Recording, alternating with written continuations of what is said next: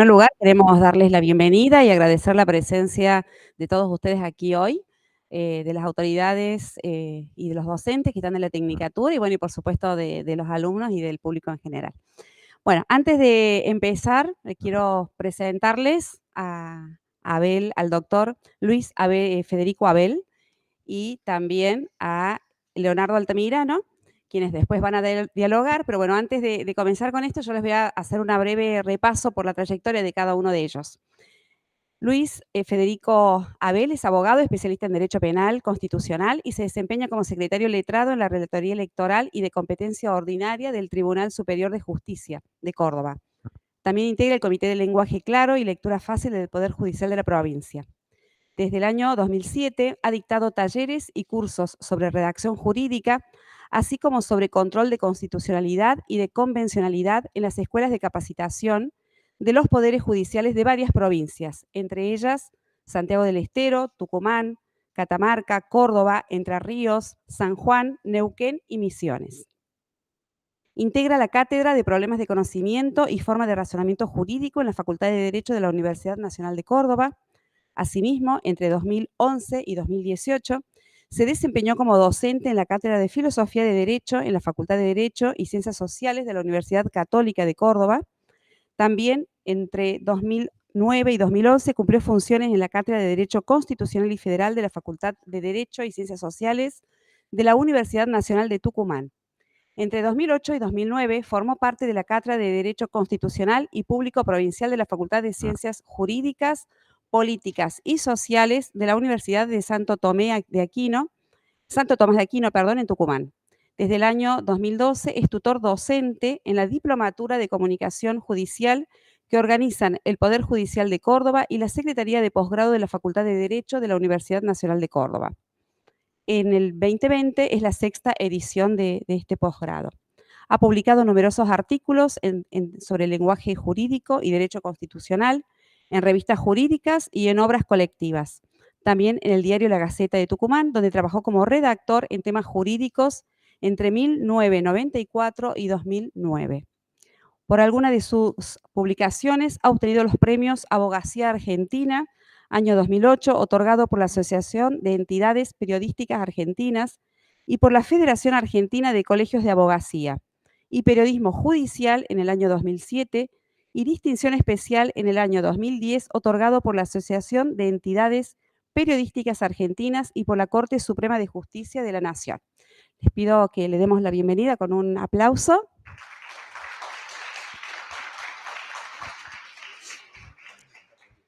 Muchas gracias, doctor, por estar hoy acá con nosotros. Y bueno, y antes que ustedes comiencen a conversar, lo voy a presentar al doctor Leonardo Altamirano, que es doctor en semiótica y licenciado en comunicación social. Dirige la Oficina de Comunicación del Tribunal Superior de Justicia de Córdoba. Coordina el Comité de Lenguaje Claro y Lectura Fácil del Poder Judicial de Córdoba. También coordina el posgrado en comunicación judicial, coorganizado por el Centro de Perfeccionamiento Ricardo Núñez y la Secretaría de Extensión de la Facultad de Derecho de la Universidad Nacional de Córdoba. Dicta la materia Comunicación Oral y Escrita en la Tecnicatura Superior en Investigación Penal de la UNC e integra el equipo de investigación sobre el discurso jurídico en el Observatorio de Lenguaje Claro de la Universidad de Buenos Aires.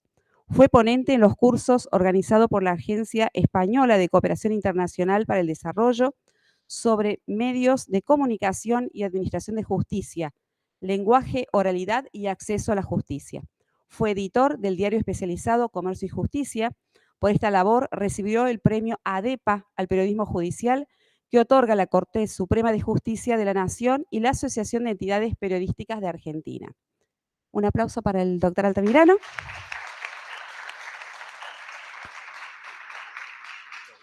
Bueno, hoy ambos van a conversar. Hoy estamos acá también porque el doctor presenta el libro El lenguaje claro y discurso jurídico, que como ustedes saben, como estudiantes de la Tecnicatura, para nosotros es uno de nuestros objetivos, poder entender y conocer sobre esta materia.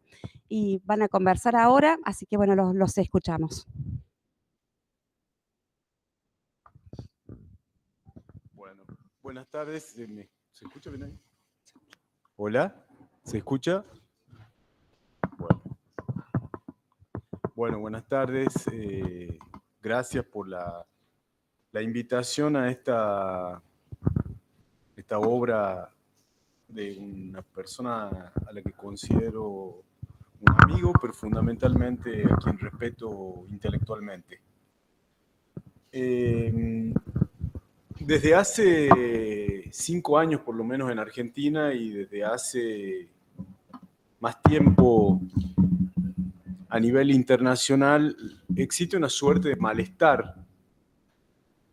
Un malestar por la forma en que... Hay un malestar, diríamos, respecto del lenguaje legal, por así llamarlo genéricamente, o por la forma en que el Estado, en cualquiera de sus funciones, ya sea jurisdiccionales o administrativas, por cómo se pronuncia el Estado. Entonces hay como una suerte de... Cuando digo malestar, quiero decir, hay una inquietud en el sentido de que pareciera que no se comprende necesariamente qué es lo que transmite el Estado en sus distintas manifestaciones. Entonces, desde hace unos 5 años, como les decía, cuando Córdoba fue sede del Congreso que suele hacer la lengua española, digamos, organizado por la Real Academia Española, por primera vez hubo una comisión en la que se discutió esa cuestión. Desde entonces hay como una suerte de ola acerca de que se habla constantemente de la necesidad de que el lenguaje, particularmente el lenguaje jurídico, que es el que nos compete a quienes trabajamos en el Poder Judicial, constantemente se habla de que el lenguaje debe ser claro. Y si desde dentro del Poder Judicial organizamos actividades, talleres, respecto de ese lenguaje y postulamos que el lenguaje debe ser claro, es como que si en materia penal estuviéramos autoincriminándonos, es decir, reconociendo que la forma en que producimos estos textos por lo menos son opacas en el menor de los casos y oscuras en el mayor de los casos, con todos los grados que pudiera haber en el medio. Entonces, el libro de Leo es una suerte de teorización de los ribetes que este problema tiene.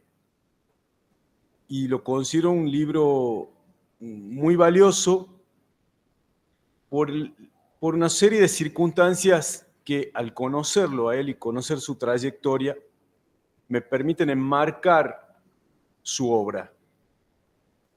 El libro tiene 2 partes, y esas 2 partes reflejan, a mi entender, y sin que yo esté intentando desarrollar un análisis psicoanalítico, porque no soy psicoanalista, sino apenas un abogado, pero de alguna forma el libro, esas 2 partes, la primera parte se llama Distinciones, y eso de distinciones tiene una carga analítica, porque Leo de alguna forma en las discusiones por allí o charlas que tuvimos acerca de cuestiones de filosofía, él se enmarca en corrientes analíticas. Y en esa primera parte hay como hay un marco teórico acerca de qué significa esto del lenguaje claro, intentar precisar de qué estamos hablando cuando hablamos de lenguaje claro. Y hay una segunda parte que Leo llama herramientas, que intenta ser una parte mucho más operativa, en el sentido en el que allí hay una serie de recomendaciones respecto de aquellos que producimos y redactamos texto constantemente en esa fábrica de producir texto que es el Poder Judicial. Abro un paréntesis, mi sobrino pequeño me dice, ¿dónde trabajas vos? Yo trabajo en una fábrica. ¿Cómo una fábrica? Sí, una fábrica que produce textos todo el tiempo. Entonces, todo el tiempo lo que tengo que tratar de hacer es cómo hago que esos textos sean inteligentes, accesibles y que no se frustren comunicativamente, es decir, que aquellos a quienes va destinado el texto puedan entender bajo el presupuesto, como decía un penalista argentino, Sebastián Soler, si el derecho quiere ser obedecido, primeramente tiene que ser entendido. Algo tan fácil o tan,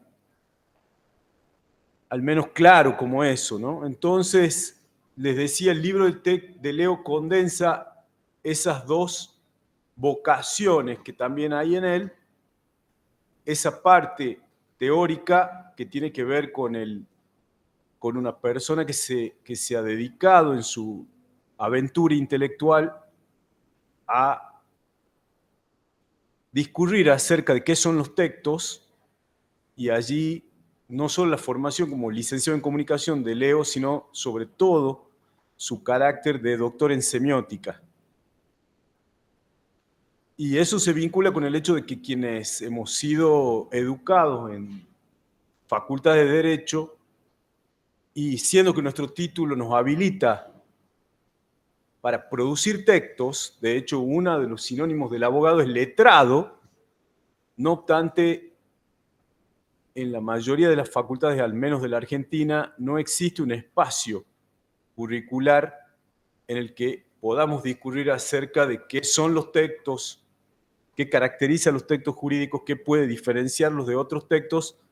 En definitiva, no nos capacitan para producir textos, entonces esa capacitación luego es una capacitación que se hace de hecho, en que el joven abogado repite las fórmulas que encuentra en el estudio jurídico en el que trabaja, y el joven que comienza a trabajar en tribunales repite las fórmulas con las que se encuentra en tribunales, sin preguntarse acerca de la corrección o no que pudiera tener ese texto en función de las convenciones que rigen al español. En los tres planos que en cuarto grado veíamos, el semántico, el ortográfico y el gramatical, cosas tan obvias como esas. Entonces, como les decía, en esa primera parte está una de las patas de la formación de Leo, que tiene que ver con la semántica. Y en la segunda parte está lo que tiene que ver también con la operatividad, más bien pragmática, que hace al hecho de que Leo ha sido una persona que ha padecido durante muchos años al discurso jurídico y a los textos jurídicos, porque él trabajaba como periodista en el diario Comercio y Justicia, y su tarea era precisamente traducir lo que producen los tribunales o lo que producían los tribunales de la provincia, las resoluciones, a un lenguaje que resultara accesible a quienes no tuvieran formación jurídica. Entonces, si alguien ha tenido que lidiar con la opacidad de los textos jurídicos, ha sido él. Y él de alguna forma ha sido pionero en eso que se llama hoy, ya de forma estabilizada, periodismo judicial, porque entonces cuando leo, y yo mismo antes de trabajar como abogado en propiedad, que me tocó trabajar en un diario, ustedes escucharon allí cuando mencionaban algunos elementos de mi formación formal o no formal, mencionaban que yo había trabajado en el diario La Gaceta de Tucumán. Como advertirán, no soy cordobés. Y eso hace que, digamos, eso hacía que yo, que entonces era estudiante de Derecho y que todavía tenía dudas si iba a terminar Derecho o si iba a terminar otra carrera que también en paralelo estaba haciendo, un jefe me decía, no, vos que tenés tantas materias y que vos entendés que cómo escriben los abogados, trata de traducirle a la gente que no es abogada las resoluciones. Entonces, eso que yo hacía en esa provincia, Leo lo hacía aquí en Córdoba. Entonces, uno ha tenido que vérselas como una suerte de lego o persona sin formación jurídica todavía acaba, tener que tratar de penetrar en ese universo jurídico que pareciera ser que es absolutamente engorroso, barroco, medieval por momentos, y que eso genera distancia con la ciudadanía, digamos. Entonces nos encontramos todos los días con la paradoja de que esas resoluciones que constantemente están hablando de los derechos de los denominados justiciables, resulta que ese justiciable no tiene la menor posibilidad de acceder a ese texto, y de allí que Leo ha fraguado una locución que me parece que tiene muchísimo valor, porque no se la escuché a otra persona ni la leí que la haya dicho antes, que es el acceso discursivo a la justicia. Es decir, que el acceso a la justicia no es solamente material o una garantía constitucional, y cómo la materializo en la posibilidad de que los tribunales no impidan que uno pueda peticionar lo que considera que es un derecho que tiene o un derecho que ha sido vulnerado, sino que el acceso a la justicia también tiene una dimensión discursiva. Y esa dimensión discursiva consiste en poder entender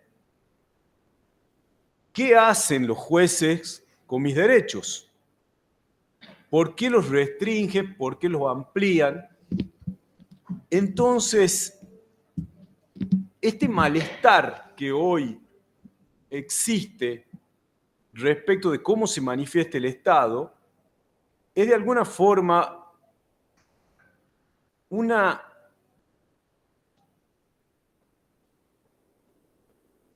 suerte de buscar otra manera de poner en crisis las ficciones que nos atraviesan jurídicamente, una de las cuales, cuando se conformaba el Estado moderno, era que las leyes se presumían conocidas por todos.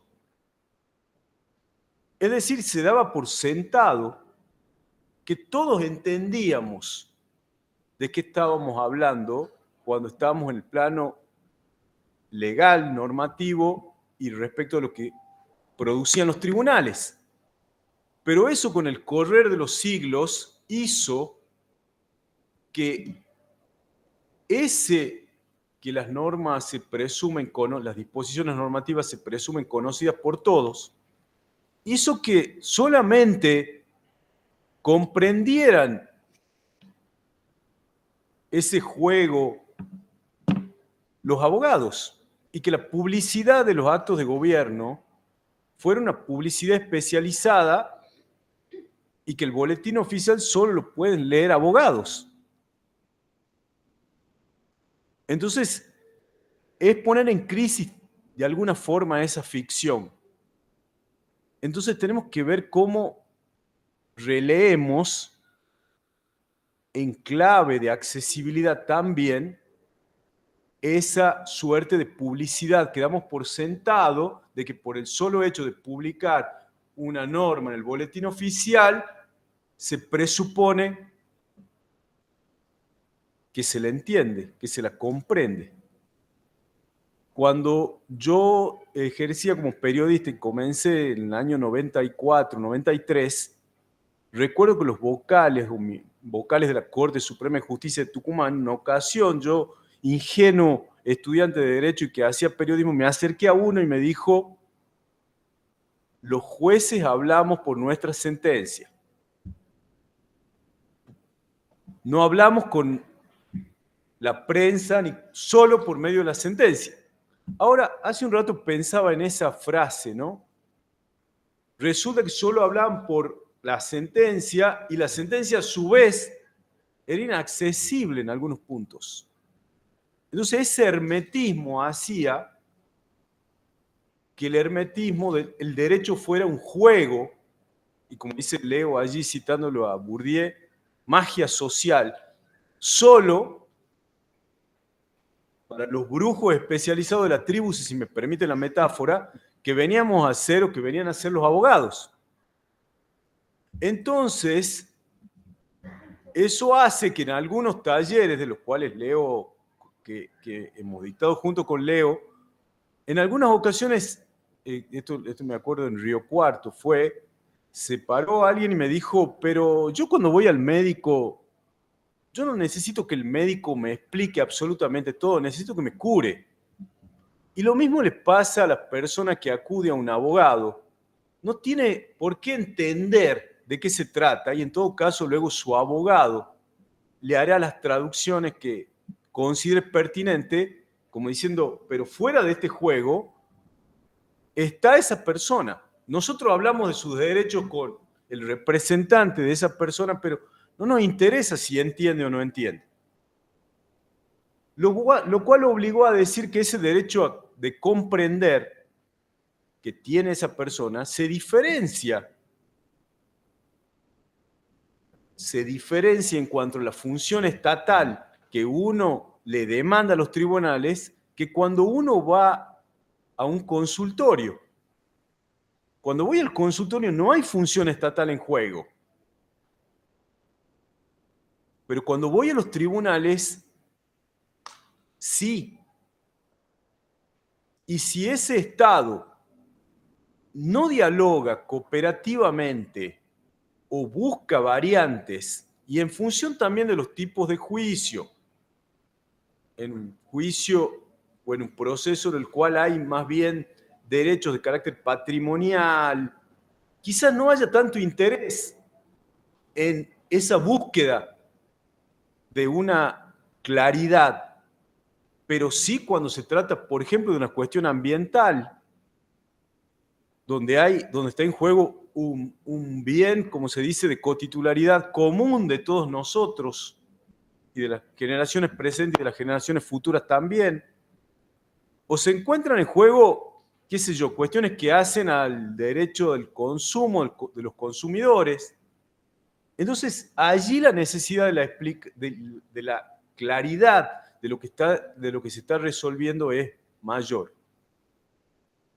Y por eso me parece que discutir estas cuestiones y el esfuerzo que ha hecho Leo en clarificar algunas cuestiones me parece muy, muy interesante, y muy interesante que desde Córdoba haya un referente en esta cuestión. No sé cómo estamos con el tiempo. Estamos perfectos, muy bien. Bueno, quería marcar algo. Esta mañana estaba leyendo algo que había escrito una compañera, y a su vez estaba reproduciendo una frase, un párrafo de una resolución, y acá, digamos, como se colocaba en las novelas brasileñas, cualquier parecido con la realidad, no me acuerdo si decía es mera coincidencia, bueno, aquí no es mera coincidencia, decía, era el caso nos llegaba por apelación el caso en el que un juez estaba diciendo por qué, digamos, una obra social no le había dado una respuesta acorde al afiliado. Y decía el párrafo, la respuesta por parte de la demandada, o sea, la obra social, luce insatisfactoria y antojadiza al decir solamente que la finalidad para la que se solicita el servicio de asistencia terapéutica no constituyen funciones específicas al rol de este tipo de profesionales, sin aclarar al menos para qué tipo de actividades resultan comprendidas. Textual. ¿Entendieron? Yo mismo, que soy abogado, me costó, y sin entrar en correcciones sintácticas respecto a la puntuación, esa sería cuestión ortográfica, y gramaticales de algunas faltas de concordancia que cuando estaba en el café hace un rato, tomando un café antes de venir, entiendo que quiso decir la parte demandada, o sea, la obra social, respondió de forma inadecuada. Porque se limitó a decir que lo que el afiliado había solicitado excedía las funciones propias del asistente terapéutico. No obstante, la obra social no precisó cuáles actividades sí resultan incluidas en lo que corresponde a las actividades propias del asistente terapéutico. Por supuesto que puede ser mejorada esta variante. Hice 4 oraciones respecto de lo que antes era una sola oración interminable. Entonces, Leo plantea en el libro que tenemos que generar textos empáticos. ¿Qué quiere decir generar textos empáticos? Lo primero, plantearnos para quién escribimos. ¿Quién es el destinatario de nuestras producciones? ¿En quién pensamos cuando escribimos? ¿Pensamos solamente en un abogado? ¿O pensamos en función del carácter de la causa en alguien más que un abogado? Entonces, Leo dice ponerse en el zapato del otro. Pensar en los tipos de destinatario. En esa clase que yo les decía en Río Cuarto, me decía, pero si el abogado me entiende y yo lo entiendo a él, ¿cuál es el problema? El mensaje era, ¿cuál es el problema o la necesidad de salir de este círculo vicioso? Era lo que faltaba decir. ¿Por qué tenemos que salir de este circuito? Sí, en este club nos entendemos. Entonces, aquí es el plantearse otra cuestión que está muy bien planteada en el libro, es que cuando nosotros redactamos, y es algo que yo siempre subrayo, es, usted no está redactando un diario personal. Hoy, querido diario, me siento pésimo. Estoy produciendo textos oficiales, documentos oficiales, públicos, del Estado cordobés, o del Estado federal, o del Estado de la provincia que fuere. Entonces, todos los problemas que yo le adoso a ese texto, se lo estoy imputando al Estado cordobés. Entonces, si yo no respeto, por otra parte, ese Estado se pronuncia por medio de una lengua que es el español, nos guste o no, y esa lengua está sujeta a convenciones. Entonces, si yo coloco las mayúsculas como tengo ganas de hacerlo y no como rigen las convenciones en el español, significa que el Estado cordobés no se está pronunciando por medio de la lengua oficial, que es el español, sino que lo está haciendo de modo libre. Entonces, esa es la responsabilidad institucional que yo tengo que tener cuando produzco textos desde una función estatal, pública. Entonces, lo que tenemos que marcar es cuál es la imagen que proyectamos a la sociedad de ese Estado, del Estado, cuando redactamos estos textos incomprensibles. ¿Qué Estado puede reconstruir el ciudadano a partir de esos textos? Porque esos textos contribuyen.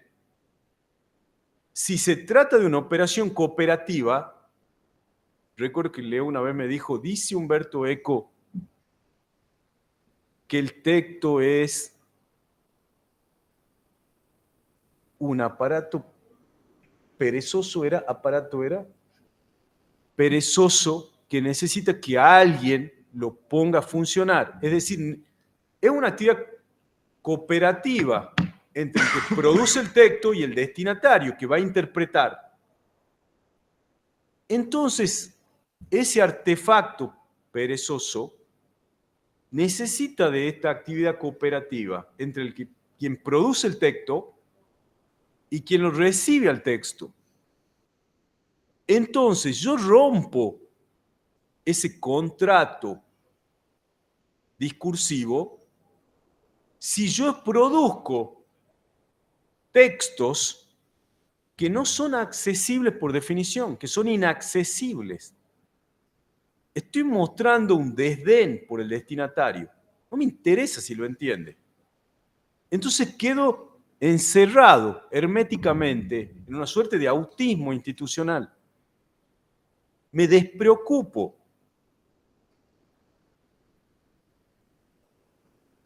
Entonces, me parece que ahí yo reproducía un texto, digamos, en el prólogo, en un libro que acá Victorino, que está sentado acá, Victorino Sola, me había recomendado un libro en el que Borges hacía hay una recopilación de los prólogos de Borges. Y Borges dice que el problema, o decía que el problema de un prólogo que él tiene es que el prólogo se transforma en una elegía del texto, o una forma de celebración en lugar de indagar sobre o ponerlo en crisis al texto. Entonces, yo me voy a permitir, respecto de lo que Leo ha definido como lenguaje claro, solo una observación. Leo dice en la primera parte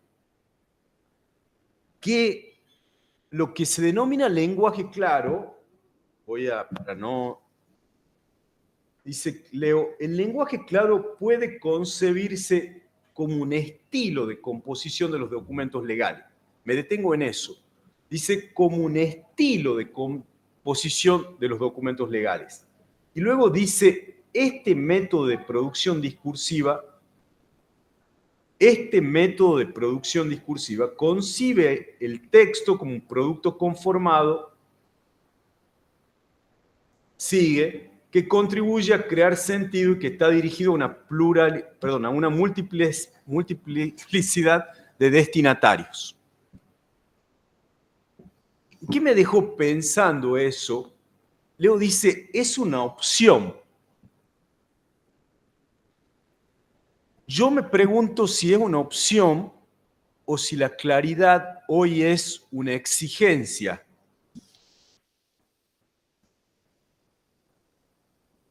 Si hoy la claridad no es una condición, al estar en juego función eminentemente estatal,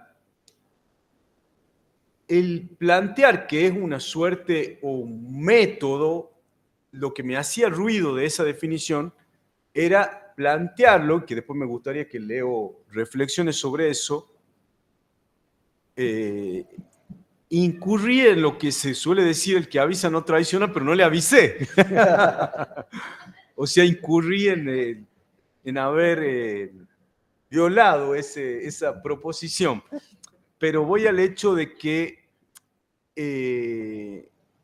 digamos, esto tiene otra, en un momento dado me decía Leo que por qué yo no desarrollaba la idea de que la claridad no era una suerte de mandato, de principio. Nosotros en materia jurídica entendemos que los principios son unos tipos de regla que suponen un mandato de optimizar algo, el interés superior del niño, por ejemplo. Esa es una regla, pero que le obliga, por ejemplo, al juez a que en un caso concreto él busque la variante que haga más óptimo ese mandato de optimizarlo a favor de un niño. Entonces Leo me decía que trabajara con la idea de que la claridad terminaba siendo como una suerte de principio operativo para el juez, buscar siempre la variante más clara. Entonces, yo planteaba de que si ser barroco puede ser una opción literaria, Quevedo, por ejemplo, o un historiador, Alperín Dongui. Los textos de Alperín Dongui son muy difíciles. Es muy difícil leer y hay una deliberada opción de ese autor por construir textos difíciles. La pregunta es si esa opción, si el Estado dispone de esa opción. Hemos visto que el paradigma hecho, yo les marcaba que en el Estado moderno, que comenzaba la idea de esa ficción, que los derechos o las normas, las reglas se presumen conocidas por todos, terminó siendo una forma de marcar distancia entre los abogados, que quedamos encerrados en ese círculo, y el resto. Y decía que ese malestar que hoy existe contra ese paradigma nos obliga a preguntarnos si eso que en la literatura puede ser una opción, el ser barroco, el ser complejo, Alejo Carpentier, si esa opción, Günter Grass, aunque habría que ver allí las dificultades de la traducción del alemán al español, a quienes al menos lo leímos en español, si esa opción es posible en materia jurídica, si hay vida más allá de la claridad, o si más allá de la claridad solo hay abismo. Por eso, cuando releía hoy esta definición de Leo de hablar, que es, como les decía, un estilo de composición o un método, me dejaba abierto a decir si estaba planteando que era solo una posibilidad, que es cuando yo escucho que hay tantos cursos ahora de lenguaje claro, y los jueces también lenguaje claro, es como decir, redactamos textos opacos, pero cambio el chip y me voy a poner a producir párrafos claros, pero el universo sigue siendo la opacidad.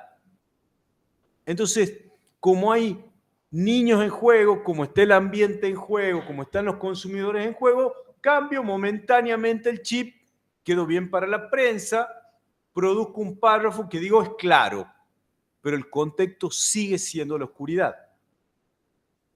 Entonces, esa es la pregunta que me surge de esta definición de Leo, digamos, de hablar de un método discursivo, perdón, de un método o bien de un estilo, ¿sí? Así que bueno, me parece que hasta aquí llego yo y lo vamos a escuchar a Leo y bueno, en todo caso podemos discutirlo nuevamente, ¿sí? Muchas gracias, Fede, muchas gracias. Bueno, en primer lugar, no voy a rehuir al desafío de responder a eso, tengo alguna idea, porque también lo pensé cuando lo armé. Pero en primer lugar quiero hacer público no solo el agradecimiento a Fede por el prólogo, que es brillante y que la verdad que es muy elogioso y además me parece que es un prólogo que suma a la obra, no es una cosa formal, sino es un prólogo que aporta cosas interesantes a la obra, sino también el agradecimiento porque fue él quien me invitó hace muchos años a pensar en estos temas. Es cierto que yo trabajaba ya desde muy chico en la traducción, así le llamamos, en la traducción del discurso jurídico al discurso periodístico, como parte de mi rol en la prensa especializada en ese momento en Comercio y Justicia. Pero fue Fede quien trajo a Córdoba, creo yo, la preocupación por capacitar a los operadores judiciales en materia de redacción, ¿sí? Yo creo que uno de los primeros cursos de redacción jurídica que se dictaron en Córdoba estuvieron a cargo de Fede.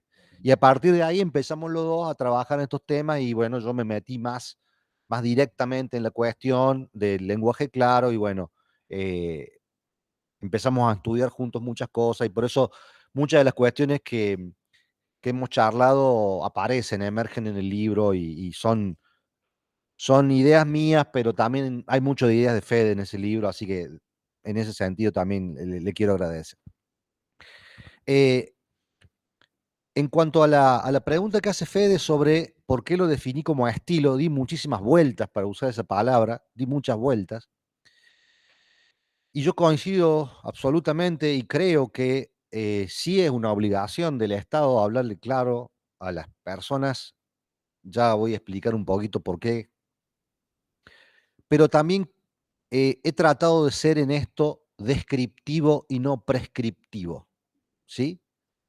O sea, digo que es un estilo de redacción porque es un estilo, yo diría, escaso. Son pocos, hoy por hoy, los tribunales que tienen una prosa limpia y clara. La inmensa mayoría de los tribunales, en sus producciones de texto cotidiano, todavía conservan una prosa compleja y a veces, en algunos casos más, en otros casos menos, eh, hay, hay resabios de una concepción de lo que es el Poder Judicial. eh, no quiero usar una palabra que sea descortés, porque no, pero, pero no completamente democrática. Y ya voy a hacer una explicación sobre esto, ¿no? Digo, porque a veces en las muchas discusiones que hemos tenido durante muchos años con magistrados, funcionarios y agentes del Poder Judicial y o abogados de la matrícula, ¿no? Em, muchas de las discusiones, como las que Fede reproducía recién, tienen que ver con una reacción, algo que es difícil de cambiar. O sea, cuando uno está acostumbrado a hacer algo, proponer un cambio en esa costumbre no es fácil. Si de pronto, por ejemplo, me imagino, me pasa a mí, me descubriera una enfermedad que me obligara a comer determinadas cosas y dejar de comer determinadas otras, por ejemplo, dejar de comer carne, ¿sí? Mucha gente no come carne y otra gente sí. Yo soy una persona que come mucha carne. Si alguien me dijera, no, mira, tenés una enfermedad de que no se puede, no puedes poner carne nunca más, me costaría horrores porque es una costumbre muy arraigada en mí, ¿sí? Alguien que puede dejar de fumar, ¿no? Hay diferentes cuestiones. Yo creo que el problema de la redacción compleja o confusa o la redacción barroca es también un problema de costumbre, de hábito lingüístico, para usarlo a Bourdieu, que lo citó recién Fede. La escritura barroca es un hábito lingüístico desarrollado a través del tiempo y muy difícil de revertir, más especialmente cuando el profesional no ha tenido en su formación de grado una, un espacio para desarrollar destrezas comunicacionales como la redacción y ha tenido que aprender por inmersión, lo que decía vos, Fede. Llegó al estudio y le dieron un modelo. Toma, escribilo así. Llegó al tribunal y le dieron otro modelo, escribilo así. Y entonces se acostumbró a leerlo así y escribir así. Y ya después de muchos años es muy difícil cambiarlo. Entonces, mi opción de utilizar la palabra estilo o método tiene que ver con un reconocimiento de lo que está presente, ¿sí? Sin dejar de discutir lo otro, pero es así. Hoy por hoy, en Córdoba y en cualquier lado de Iberoamérica, porque no es un problema solamente local, es un problema internacional. Nuestras discusiones están enmarcadas y digamos, tienen su reflejo en España, en México, en Colombia, en toda Iberoamérica. Creo que todavía recién empezamos, recién, aunque haya mucho ruido, el lenguaje claro recién ha hecho sus primeros pasos. Digamos, estamos adquiriendo conciencia de que es importante. Ahora bien, para coincidir, discúlpame, para coincidir con Fede en algunas de las afirmaciones que él decía recién, yo siempre trato de ponerme en lugar del otro, ¿sí? Esto de la empatía, como ustedes quieran llamarle, yo siempre trato de ponerme en lugar del otro. Y como soy un bicho raro en tribunales, porque yo no soy abogado, ¿sí? Siempre, necesariamente, estoy como en la vereda del frente, ¿no? Y entonces trato de aplicar esa idea, esa concepción, o mejor dicho, esa posición, trato de aplicarla al análisis del lenguaje. ¿Y qué es lo que veo? Si uno no mira desde determinado punto de vista a la actividad judicial, el juez, y esto no es una idea mía, una idea de muchos juristas, yo generalmente a quien más me gusta, me entusiasma en esto es Tarufo, el juez, el tribunal, le expropia el conflicto a los protagonistas. Supongamos, nosotros tenemos un conflicto de familia, un conflicto civil, no me pagan tal cosa, un conflicto de orden laboral, lo que sea, y se lo llevo a la justicia, yo dejo de gestionar el conflicto, ese conflicto es expropiado por el tribunal, que lo resuelve de acuerdo a sus parámetros, ¿sí? Y determina quién gana y quién pierde, ¿sí? ¿Qué obligaciones voy a tener yo de aquí en adelante y qué derechos voy a tener yo de aquí en adelante? ¿Se entiende? El juez me expropia el conflicto y lo resuelve él, como a él le parece, con sus criterios. Por supuesto, basado en la ley, todo lo que usted quiera. Mi pregunta es la siguiente. Si yo no entiendo qué resolvió el juez, si yo no entiendo por qué resolvió así, si yo no entiendo qué consecuencias tiene eso para mi vida, si yo no comprendo eso, ¿por qué tendría que asumir, que aceptar esa decisión? Imagínenselo ustedes. Yo tengo un problema, se lo cuento a alguien, esa persona, sin decirme por qué, sin explicarme en qué se basó, sin ningún tipo de dato, me dice, mira, escuché tu conflicto, el que tiene razón es esta persona. ¿Por qué tendría que aceptar? ¿Sí? ¿Por qué tendría que aceptar esa postura si yo no la entiendo? ¿Se entiende? Me parece que esto es lo más, o una de las cosas que más me preocupa, o que está en el fondo de toda la discusión sobre el lenguaje claro. Siempre digo, el lenguaje claro no es un problema de, no sé con qué palabra utilizar, pero no es si escribo más bonito, menos bonito, no tiene que ver con la estética de la escritura, tiene que ver con los derechos de fondo, tiene que ver con la relación que a través de los textos establezco con los ciudadanos que me trajeron un problema al tribunal para que lo resuelva. ¿Sí? Eso es lo importante del lenguaje claro. No, a ver, lo hemos charlado con los alumnos de la cátedra, la clase pasada, estuvimos charlando ya algo sobre el tema de las oraciones, los puntos, los gerundios, ¿no? Eso es la parte práctica del asunto. Estas son las herramientas que podemos utilizar para hacer más claro o no un texto. Ahora, el problema que hay detrás de eso es el problema de cómo se relaciona el Estado con cada uno de los ciudadanos a través de los textos, ¿sí? Y me parece que también hay una cuestión que yo llamaría de la concepción democrática del funcionamiento de la justicia, ¿no? A ver, los textos jurídicos, por supuesto que sirven, que tienen una finalidad endoprocesal, o sea, sirven para que el proceso funcione, ¿sí? Yo emito un decreto y eso me permite que el proceso continúe, ¿sí? Emito una resolución, un auto interlocutorio que me permite que el proceso continúe y al final del proceso emito una sentencia. Y esa sentencia puedo apelarla a un tribunal y por lo tanto el proceso a través de esa sentencia se garantiza la continuidad del proceso, el derecho, por ejemplo, el derecho a la apelación, al recurso. ¿Se entiende? Esa es una dimensión del texto, es una función del texto.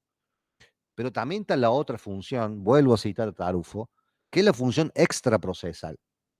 El texto jurídico también sirve para que la ciudadanía vea cómo yo, como juez, ejerzo el poder que me toca. ¿Sí? Em, cuando un gobernante ejerce el poder equivocadamente, nos parece que no lo está ejerciendo bien, nosotros tenemos una oportunidad para valorar eso y, por ejemplo, no votarlo en la próxima elección que haya. ¿Sí? Ciudadano analiza cómo un gobernante ejerce el poder y no le gusta, bueno, puede votarlo en contra. ¿Cómo hace con los jueces? ¿Cómo hace con los jueces? Bueno, los jueces para eso tienen sus sentencias que son públicas, para poner sobre la mesa qué resolvieron, por qué lo resolvieron así, o sea, para mostrar cómo ejercieron el poder que el pueblo le ha dado. Eso es también una función de los textos jurídicos. Ahora, si este texto jurídico que cumple esa función es tan oscuro que nadie lo puede entender, ¿hasta qué punto el juez está cumpliendo la función extraprocesal? ¿Sí? Si, como dice Fede, solamente unos pocos elegidos pueden comprender esas razones que da el juez para fallar, ¿hasta qué punto? ¿Qué nivel qué grado, a ver, ¿es lo suficientemente democrático el ejercicio de ese poder? Esa es mi pregunta, ¿no?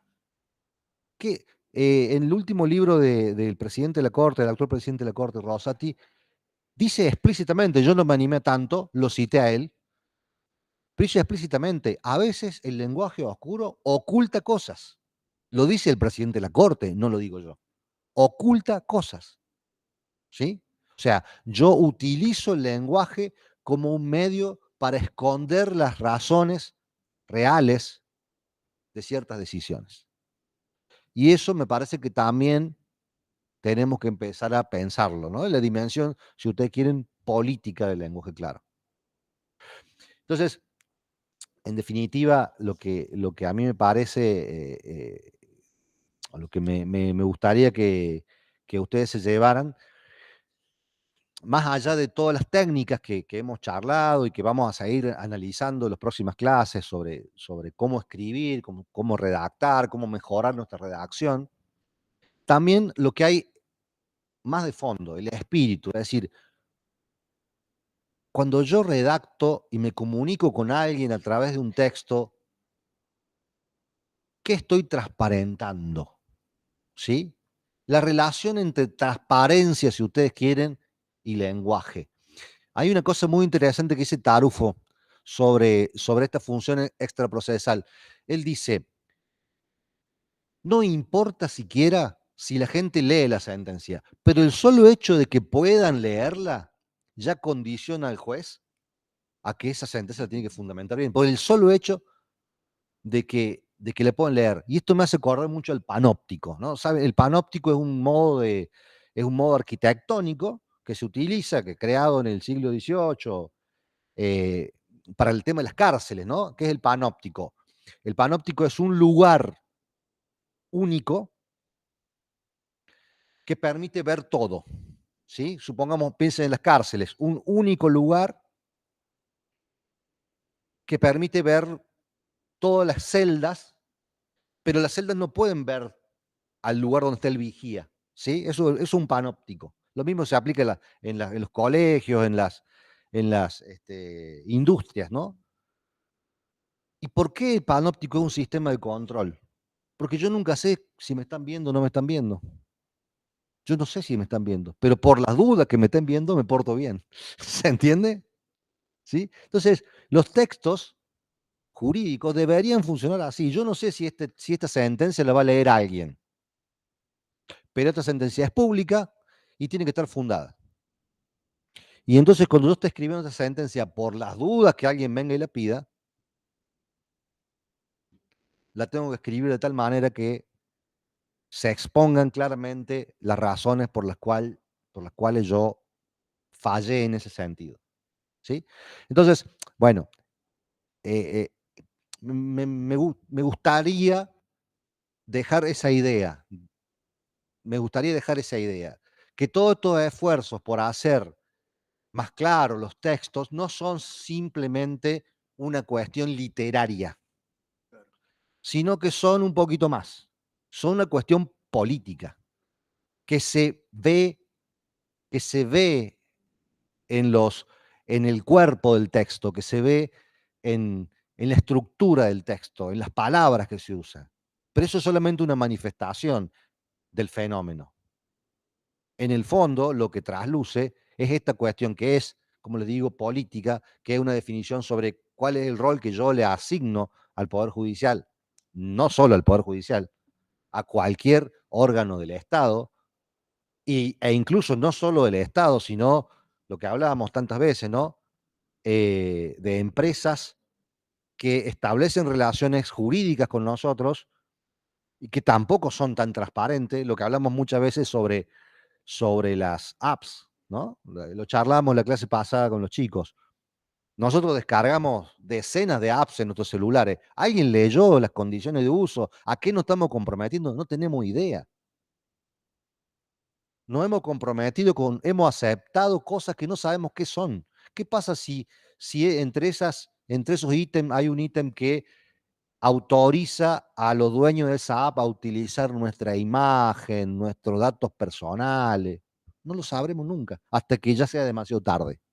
Entonces, también el lenguaje claro debe afectar, me parece a mí, a ese tipo de relaciones jurídicas entre privados, ¿no? Entonces, bueno, un poco traerle estas ideas y darle este marco para que ustedes puedan entender cuál es por qué es nuestra vocación de hablar sobre estos temas, de pensar en estos temas, de escribir en estos temas, y por qué creemos que recién este movimiento está empezando sus primeros pasos. Eh, este mes es un mes muy especial para Argentina en relación al lenguaje claro. El 27, 28 y 29 de septiembre se hace el Congreso Mundial de Lenguaje Claro en Buenos Aires. Se hace acá. Y va a venir gente de distintos países, ¿no? Y vamos a ver ahí discusiones respecto a las inteligencia artificial y el lenguaje claro. O sea, se está armando toda una movida interesante en esta cuestión que bueno, me parece que está bueno estar atentos a lo que va a pasar. Sí, bueno, no sé, Fede, si contesté ahí tu interrogante y si querés ampliar en algo. Lo único que, digamos, esto que dice Leo, ¿no? Que él lo marca en el libro como que el texto es nuestro punto de encuentro. El punto de encuentro que yo tengo o el Estado tiene con el destinatario, digamos, sobre todo en un tipo de derecho que es escriturístico o escritural, digamos, o sea, que trasciende, digamos que no que trasciende, sino que se desenvuelve por medio de textos. Por eso yo le decía irónicamente a mi sobrino o jocosamente, yo trabajo en una fábrica o me dedico a producir textos. Mal o bien, eso hago. Todo el tiempo produzco textos.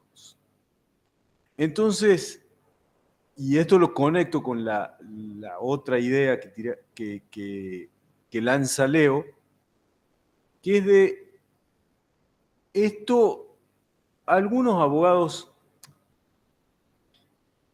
no se toman en serio esto del lenguaje claro porque dicen esto es una ola y como toda ola ya va a pasar y a lo sumo son cambios cosméticos. Por eso Leo decía, no se trata de un cambio estético, sino que se trata realmente de una dimensión institucional y política de preguntarnos qué es lo que nosotros proyectamos al imaginario social cuando redactamos de una forma o de otra. Cuando producimos textos inaccesibles, extensos, incomprensibles, distantes, o generamos distancia, o cuando tratamos de producir textos que sean accesibles, inteligentes, ágiles, y que sobre todo no sean textos que se transformen en una emboscada, porque el texto lo que no puede ser una emboscada para el que lee, no puede ser un laberinto en el que esté perdido el minotauro. Tienen que ser textos que permitan que uno rápidamente pueda encontrar lo que busca. Entonces, volviendo a esa idea de que esto no se trata de un cambio cosmético, no es que cambiamos una vanidad por otra. Es decir, ahí Leo cita en el libro una muy interesante entrevista que le hacen a Borges, creo que en el año 80, no sé si en el 80, no sé si en la primera o segunda entrevista, hay dos entrevistas que le hace la televisión española a Borges. Yo lo único que recuerdo es que en una tenía 77 años y en otra 80. Y Borges dice ahí que cuando comienza todo joven escritor es por lo general barroco, porque como está inseguro y no sabe, no es seguro de lo que quiere transmitir, se oculta. Y esa forma de ocultarse es ocultarse en formas que son complejas porque se está ocultando él.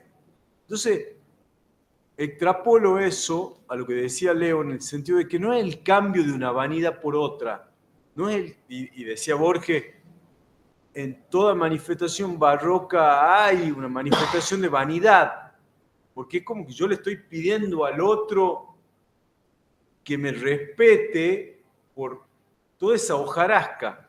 Entonces, no es que estamos cambiando un tipo de vanidad oscura por otra vanidad que sea harto transparente, dirían los chilenos. No estamos cambiando transparencia por opacidad como quien cambia de equipo de fútbol, cosa que no se puede. No está bien el ejemplo ahí, el joven, el hijo de Leo se enojaría, digamos, seguramente por esto que estoy diciendo, pero borremos eso que acabo de decir. No es que estoy cambiando, dejé de ser ultraísta para ser, literariamente para ser ahora minimalista. No estamos cambiando de escuela o de línea estética. Lo que estamos haciendo es preguntándonos cómo nos relacionamos con los ciudadanos o con los destinatarios de lo que produce el Estado en el uso de esa función, en el desarrollo de esa función estrictamente estatal, pública obviamente, ¿cómo me vinculo? Voy a tratar de vincularme en algún punto de mayor planicie u horizontalidad o seguiré prefiriendo mirarlo desde arriba. Decir, no me interesa si él entiende o no. Sí, para eso tiene el abogado. Y el abogado como yo, abogado. Entonces, formamos parte del club. Entonces, entre abogados nos entendemos. Eso es lo que quería marcar. Sí, sí. Yo, en ese sentido, creo que para cerrar un poco la idea esa que les contaba sobre la expropiación del conflicto al particular, yo creo que el lenguaje claro, una de las cosas en las cuales más insiste en restituirle al destinatario su lugar privilegiado en la discusión, ¿sí?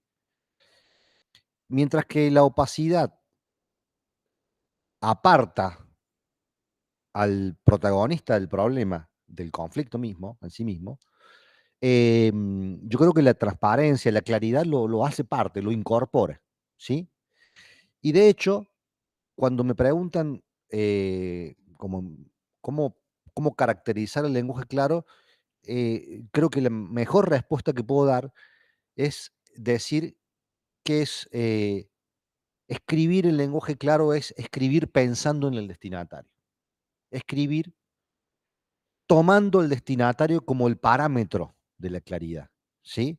Nosotros hace unos años con Fede hicimos una investigación sobre cómo interpretan las personas el discurso jurídico ahí en el Centro Núñez, y entre las diferentes entrevistas, hicimos varios focus group, y entre las diferentes entrevistas les preguntamos a los relatores, que son las personas que escriben los fallos, ¿sí? En quién pensaban cuando escribían un fallo. Vieron que cuando uno escribe algo, piensa en alguien. Yo escribo un WhatsApp, pienso en la persona a la cual me estoy dirigiendo, ¿sí? Escribo un mail, lo mismo, cualquier cosa que nosotros produzcamos, o incluso oralmente, nos dirigimos de una forma a un amigo y nos dirigimos de otra forma a un jefe, ¿sí? ¿Por qué?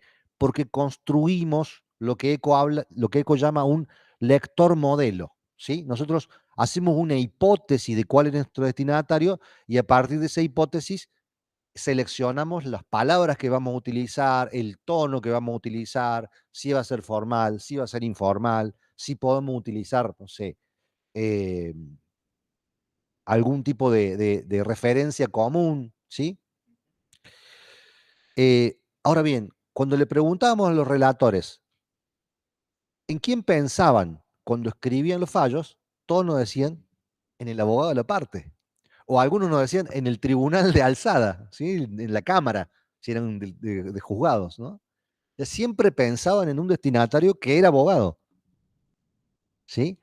Y nadie pensaba en el sujeto que se estaba jugando la vida, porque ustedes saben, hay temas, hay causas judiciales que para los que trabajamos ahí puede ser una causa más de las cientos de causas que tenemos, pero para esa persona es la vida, ¿sí?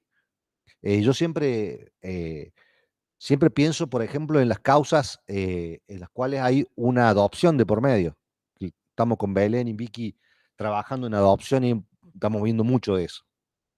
Eh, en una causa de adopción, que es una causa más del juzgado de familia, un pibe va a dejar de pertenecer a una familia y va a pasar a pertenecer a otra familia, ¿sí? Va a tener otros hermanos, va a tener otro nombre, va a tener otros padres. O sea, su vida de ahí en adelante va a cambiar, ¿sí? Y entonces decís, ¿cómo no vas a hacerlo parte de la decisión, de una decisión semejante al destinatario primordial de ese fallo, que no va a ser el abogado? Porque sí, efectivamente, debe tener un abogado la familia que adopta, pero no es la parte más importante, ¿sí? ¿Cómo no vas a hacerlo de alguna manera partícipe de esa discusión? Aunque sea para que sepa en qué sentido cambia su vida a partir de ahí, ¿no? Entonces, me parece que también es otro rasgo que hay que marcar muy fuerte del lenguaje claro, de la redacción jurídica en general, esto de volver a pensar en el destinatario, o sea, ampliar nuestro destinatario, incluir, incorporar en los destinatarios, no solo el abogado, que yo no niego que también se le debe hablar, porque evidentemente hay funciones que debe cumplir, pero incorporarlo también al justiciable, al ciudadano que llevó su problema, que espera una respuesta. Y en esto también me parece se juega la eficacia de ciertos actos judiciales, ¿no? Nosotros ahí en la oficina de comunicaciones tenemos la posibilidad por ahí de ir picoteando en distintos fueros, ¿no? Porque estamos trabajando horizontalmente con muchas oficinas. Y cuando hablamos con la gente de jurados, nos contaba una anécdota que me pareció genial. Cuando uno lo sortean para un juicio por jurado, sortean por DNI. O sea, cualquiera de los presentes que les cae el sorteo por DNI puede ser citado como jurado el año que viene. Creo que el sorteo está por ser ahora, me parece, dentro de un... Así que estén atentos. Este, y el tipo que está a cargo de la oficina de jurados nos decía que cuando ellos enviaban hace tiempo la notificación al domicilio de la gente les daba miedo. Veía el sobre con el sello de tribunal y decía, abrían el sobre y decía, comparezca usted bajo apercibimiento de ser traído por la fuerza pública. La gente le daba miedo. Entonces lo tiraba para que no se sepa que ellos se notificaron, ¿sí? Y algunas otras personas que no, que lo abrían, que sentían miedo, pero querían responder al llamado del Estado, iban con abogados a presentarse, iban acompañados de un abogado como si fuesen imputados. Y eran jurados, iban a ser jueces, ¿sí? ¿Y por qué todo esto? Porque efectivamente el texto original de la citación estaba pensado, atemorizaba. O sea, te impactaba de tal manera que no te quedaba en claro que vos estabas siendo invitado nada más y nada menos que a juzgar a pares. Que eso es en definitiva lo que hace un jurado, ¿no? Juzga a un par. Y tiene en ese, mientras dura su función, es un juez. Entonces, nosotros le sugerimos un cambio en el tono. Usted ha sido, tenemos el gusto de anunciarle que usted ha sido sorteado. Era un pequeño cambio de rosca, ¿no? Muy cortito. Pero la gente empezó a responder mucho más. De hecho, como hicimos un formulario digital para que sea más cómodo responder, muchas veces leemos ahí con Vicky, leemos lo que la gente responde, porque le dejamos un campo libre para que la gente responda lo que quiera, ¿sí? Y ahí vimos que mucha gente agradecía la oportunidad. Mira lo que cambias con un poquito de pensar en la comunicación. Mira cómo cambias de una persona reticente que no iba a una persona que se presenta, te agradece, te dice que va a tratar de cumplir lo mejor posible con esta función. Ese tipo de cosas, ¿no? La verdad que es conmovedor. Algún día lo tengo que publicar, eso porque es increíble. Las cosas que la gente contesta ahí, te das cuenta y digo, no, la ciudadanía, si vos la tratás bien, bien, y responde seriamente, ¿sí? No elude, pero hay que tratarla bien. Entonces, son estas las cosas que nos convencen de que vale la pena, de que hay que hacerlo, de que no es un gasto superficial esta cuestión. Bueno, no sé si alguien tiene alguna pregunta, alguna aporte, consideración. Está todo claro, me imagino. Bueno, Fede, no sé si tiene algo más que decir. ¿Alguna pregunta, observación, aclaración acá? Sí.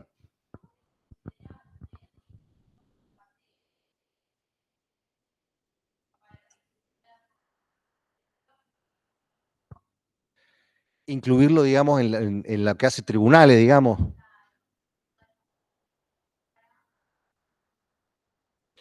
Mira, yo creo que ese es uno de los grandes problemas, ¿sí? Lo que decíamos hace un ratito. Fede decía que tribunales es como una fábrica de textos. Cada tribunal, cada uno de los tribunales produce cientos de textos, ¿sí? No sé, el Tribunal Superior, miles de textos, ¿sí? Y cambiar todo eso, cambiar esta costumbre, este hábito que decíamos de escribir oscuro, no es algo sencillo, ni que va a llevar un día. Yo creo que lo primero que nosotros, por lo menos, estamos tratando, nosotros participamos del Comité de Lenguaje Claro, que es el que promueve esta política. Lo primero es tomar conciencia, que cada una de las personas que integran el Poder Judicial, desde que atiende al público hasta que escribe los fallos, todos entiendan que esa relación con la ciudadanía es importante. Y luego que vayan de a poco modificando sus prácticas, ¿sí? Si vos utilizabas una oración larguísima para lo que sea, bueno, trata de hacerlo un poquito más corta. Si vos utilizabas una palabra vieja que ya no conoce nadie, que ya nadie usa, bueno, reemplazala por otra más simple. Me parece que el cambio es así, muy paulatino, sostenido en el tiempo, y bueno, va a llevar mucho tiempo. Pero no hay otra forma, por lo que decía Fede, no podemos parar de producir textos. Y entonces no es que podemos suspender hoy tribunales, nos juntamos todos y decimos, che, a partir de mañana todos escribimos. No, eso es tan complejo, supone tantas decisiones de cada una de las personas que tiene un pequeño rol dentro de una estructura tan grande que me parece que va a llevar mucho tiempo.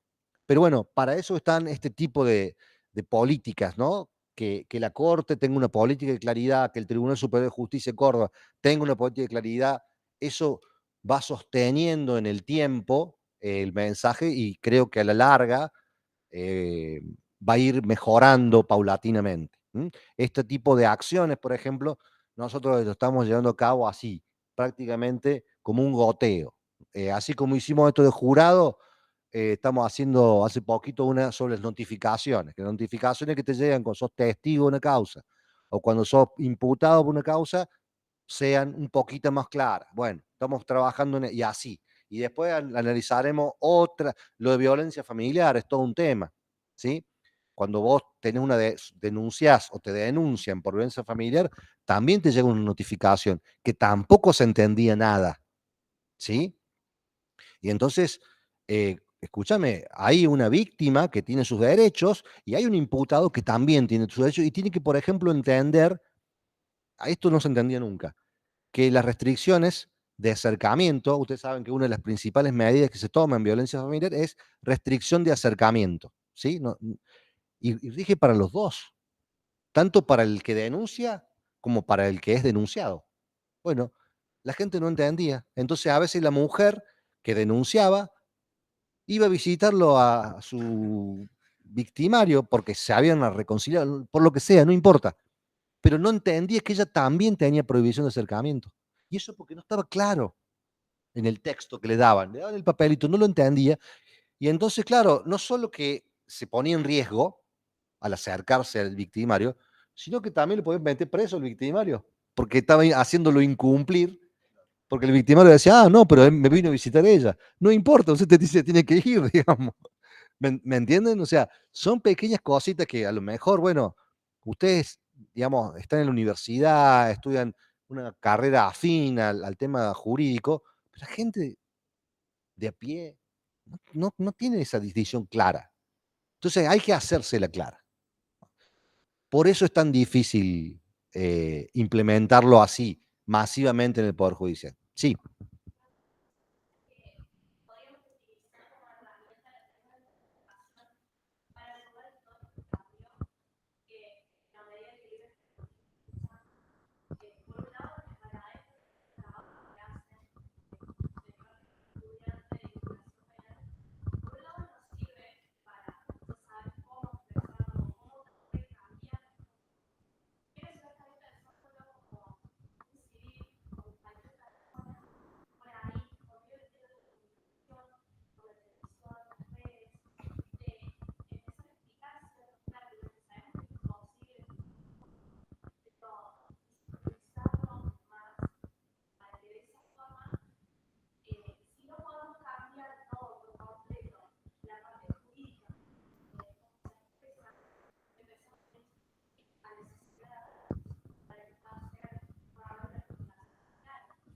Sí, sí, es posible, es posible.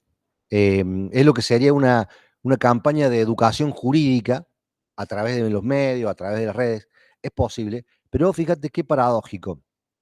Los poderes judiciales hasta hace muy poquito tiempo no tenían oficina de comunicación. Digo, la oficina de comunicación de Córdoba tiene 15 años, ¿sí? Es decir, ni siquiera tenían en mente no era un problema, no lo conceptualizaban como un problema, era un problema de otros, ¿sí? Del sistema educativo o del gobierno de turno, ¿no? No era un problema del Poder Judicial. Y todavía no sé si está clara esta idea, porque nosotros, bueno, tenemos una lucha larga sobre eso, desde la Oficina de Comunicación. Tenemos una lucha larga por obtener mayores recursos para justamente implementar planes masivos de educación jurídica. No es tan sencillo. Pero ahora hay un poquito más de luz, ¿sí? Ahora yo creo que los poderes judiciales de hace unos años están viendo un poquito más el fenómeno, porque yo creo que lo están sintiendo en carne viva, en carne propia, ¿no? O sea, la gente está dejando de acudir a los poderes judiciales a resolver ciertos problemas y lo resuelven de otra forma. que siempre es peor, digamos, si lo resolvemos por mano propia a los conflictos, no siempre termina bien esa historia, ¿no? Yo creo que sí se puede, creo que en eso hay que insistir en que las máximas autoridades, no solo de los poderes judiciales, sino también de los medios, entiendan que también cumplen una función pública y que podrían contribuir a esto. En algunos lugares se está haciendo un poquito más. Yo he visto en Colombia he visto algunas cosas, en Perú también, algunas cosas más interesantes en redes sobre esto. En Argentina he visto poco. Yo creo que Córdoba debe ser lo que más ha trabajado la cuestión. No sé si otras provincias, me parece que no tanto, pero sí me parece una necesidad de hacerlo. Pedro. Sí.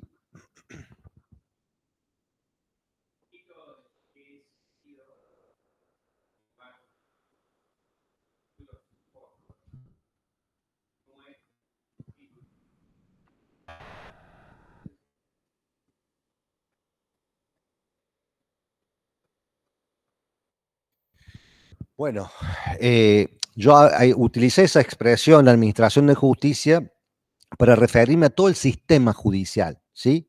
Porque el sistema judicial no solamente es responsabilidad de quienes trabajan en el Poder Judicial, sino de todos los auxiliares de la justicia, por decirlo así, que son muchas personas. O sea, el abogado que litiga también es responsable de la administración de justicia. Un perito que, no sé, hace un informe, mira, estaba viendo de hace 2 días, el informe de la pericia accidentológica en el caso de González salió en todos los medios. Todos los medios difundían el informe de la pericia accidentológica de, del legislador González, ¿sí? Lo leían, ¿viste? Y sacaban conclusiones a partir de ese informe pericial que no está destinado a la publicidad, pero que en los casos de interés público eh, hay muchas personas que aportan un granito de arena a esta tarea de resolver los conflictos jurídicos. No solo los jueces o sus relatores. Cada uno supongamos ustedes que van a trabajar en la investigación de causa, aunque sean desde el punto de vista privado, ¿no? Lo charlamos, gente que trabaja, por ejemplo, en aseguradoras y hace informes para aseguradoras. Bueno, seguramente esos informes que las aseguradoras piden para ver qué posición adoptan en un juicio, también son un granito de arena que ayuda o perjudica a la clarificación de la administración de justicia. No sé si me explico. En ese sentido lo utiliza el término.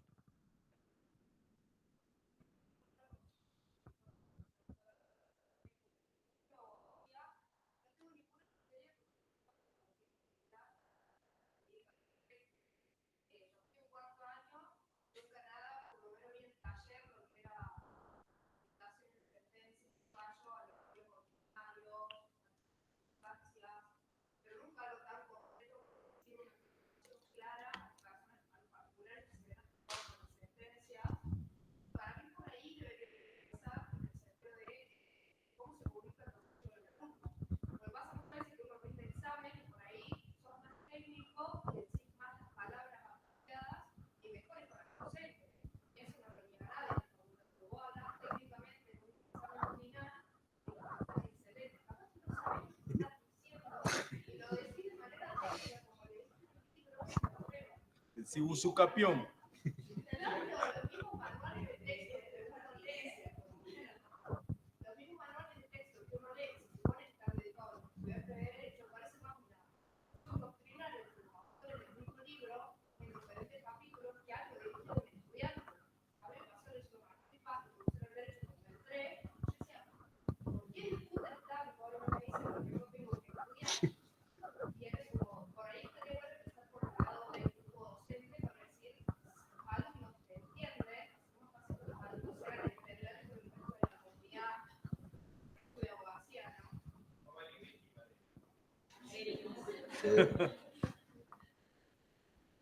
Sí, sí, bueno, acá tenemos un ex funcionario de la facultad que podría...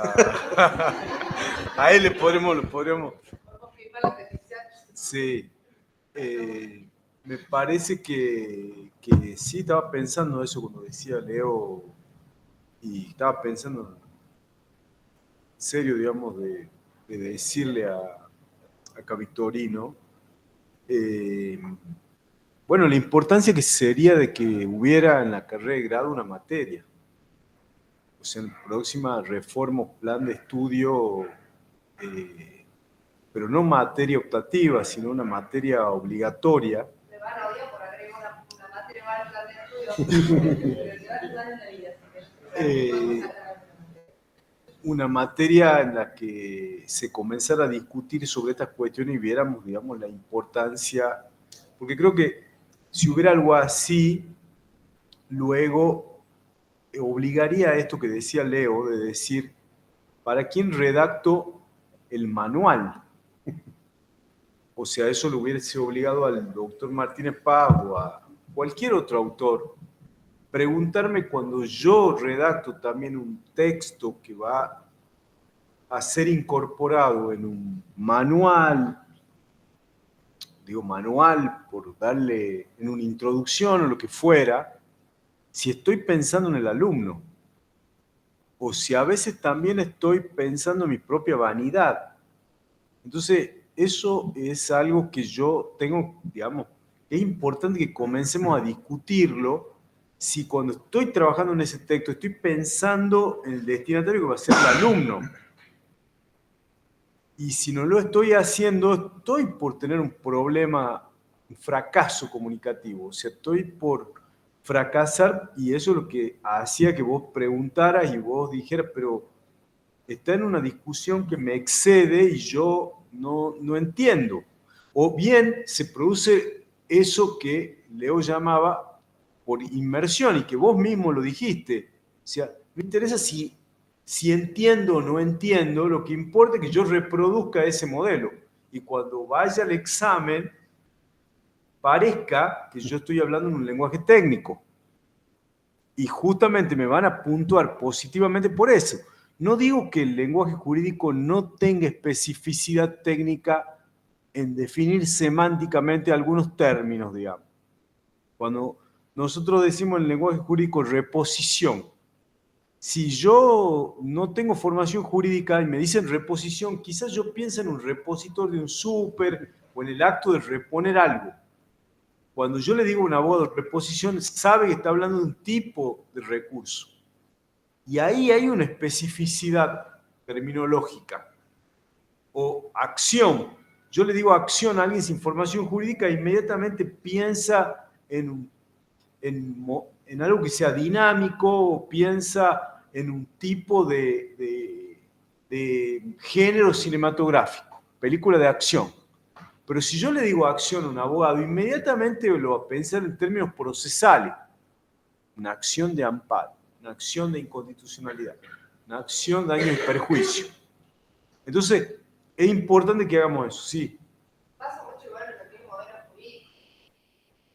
Se repite, copiar, buscar en internet cómo hacer una demanda, otra demanda, la forma está bien. Bueno, sí, claro. Pero todo se repite. Las claro. palabritas importantes, todo eso va repitiendo. Claro. Esa es la inmersión. Es la costumbre que decía el profe de que escuchas a alguien que se supone que sabe, que estudia, lo repetes. Y el otro te repite a vos. Y se va repitiendo durante toda la carrera. Todo repetido. Bueno, chicos, si no hay otra consulta, damos por cerrada la presentación. Le agradezco muchísimo a todos la presencia.